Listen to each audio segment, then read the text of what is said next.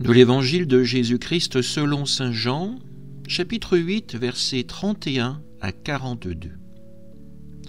En ce temps-là, Jésus disait à ceux des Juifs qui croyaient en lui, « Si vous demeurez fidèles à ma parole, vous êtes vraiment mes disciples.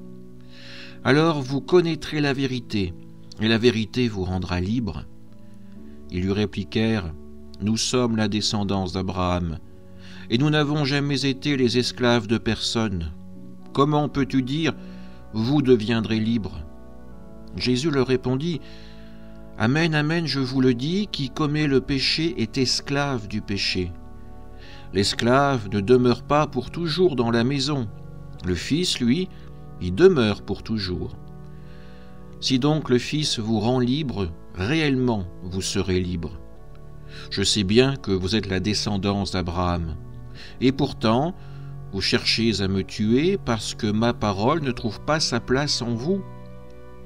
Je dis ce que moi, j'ai vu auprès de mon Père, et vous aussi vous faites ce que vous avez entendu chez votre Père. » Ils lui répliquèrent, « Notre Père, c'est Abraham. » Jésus leur dit, « Si vous étiez les enfants d'Abraham, vous feriez les œuvres d'Abraham.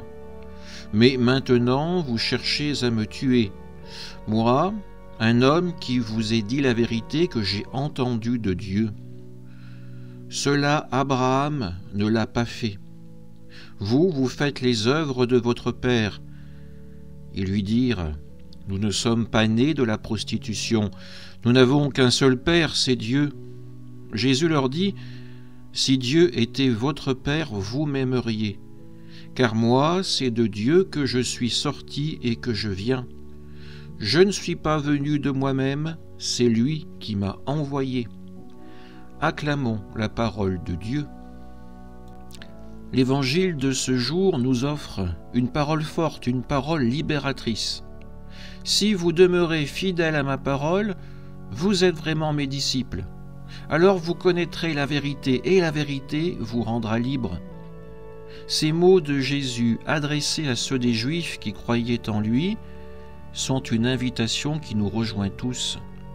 Mais ils provoquent aussi une discussion vive, une discussion qui va nous aider aujourd'hui à creuser le sens profond de cette liberté que Jésus nous annonce, qu'il nous promet. Les interlocuteurs de Jésus réagissent tout d'abord avec une certaine fierté. « Nous sommes la descendance d'Abraham. Nous n'avons jamais été les esclaves de personne. » Ces hommes se revendiquent d'une liberté héritée, celle de leur lignée, celle de leur histoire. Mais Jésus les invite à regarder plus loin, à regarder plus profond. La vraie liberté dont il parle ne dépend pas d'une appartenance extérieure, aussi noble soit-elle. La vraie liberté dépend d'une transformation intérieure. « Qui commet le péché est esclave du péché », nous dit-il. Le péché, ce n'est pas seulement une faute isolée, c'est une chaîne qui nous retient, une chaîne qui nous empêche d'être pleinement nous-mêmes, qui nous empêche d'aimer comme Dieu, lui, nous aime.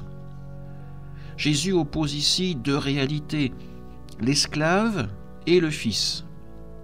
L'esclave, même dans une maison, n'y reste pas pour toujours. Il est limité, il est dépendant. Le Fils, lui, a sa place assurée. Il est chez lui. Et Jésus, le Fils par excellence, nous offre cette liberté de fils, de fille de Dieu. Si le Fils vous rend libre, réellement, vous serez libre. Cette liberté n'est pas une simple indépendance, comme nous pourrions humainement la comprendre. Cette liberté, c'est une communion réelle, vivante avec Dieu. Une vie nouvelle où nous ne sommes plus enchaînés par nos égoïsmes, par nos peurs, par nos jalousies ou nos rancunes.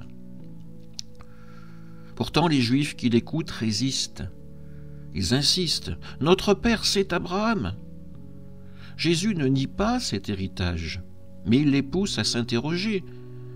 Ces hommes vivent-ils vraiment comme des enfants d'Abraham ? Abraham, il est l'homme de foi, il est le juste. Il a écouté Dieu, il a marché avec lui, il a cru en sa promesse. Mais vous, dit Jésus à ces hommes, vous cherchez à me tuer, alors que je vous apporte la vérité de Dieu. Oui, leur comportement trahit une autre influence, celle d'un père bien différent, d'un père qui s'oppose à la vie, qui s'oppose à la lumière. Alors ils affirment « Nous n'avons qu'un seul Père, c'est Dieu ». Mais Jésus les ramène à l'essentiel. Si Dieu était votre Père, vous m'aimeriez. En effet, aimer Jésus, c'est reconnaître qu'il vient de Dieu, qu'il est envoyé par le Père pour nous révéler son amour et sa vérité. Refuser Jésus, eh bien c'est refuser cette filiation divine qui nous est offerte. Cet évangile, vous l'aurez bien compris, il nous parle, à nous aussi. Nous pouvons, comme ces Juifs, nous enorgueillir de notre identité, que ce soit notre foi, nos histoires ou nos bonnes intentions. Mais Jésus nous demande, demeurons-nous dans sa parole? Laissons-nous sa vérité nous libérer de ce qui nous enferme, nos jugements, nos colères, nos attachements. Être disciple, ce n'est pas seulement croire en lui un instant, c'est vivre de sa parole jour après jour, jusqu'à ce qu'elle prenne réellement racine en nous.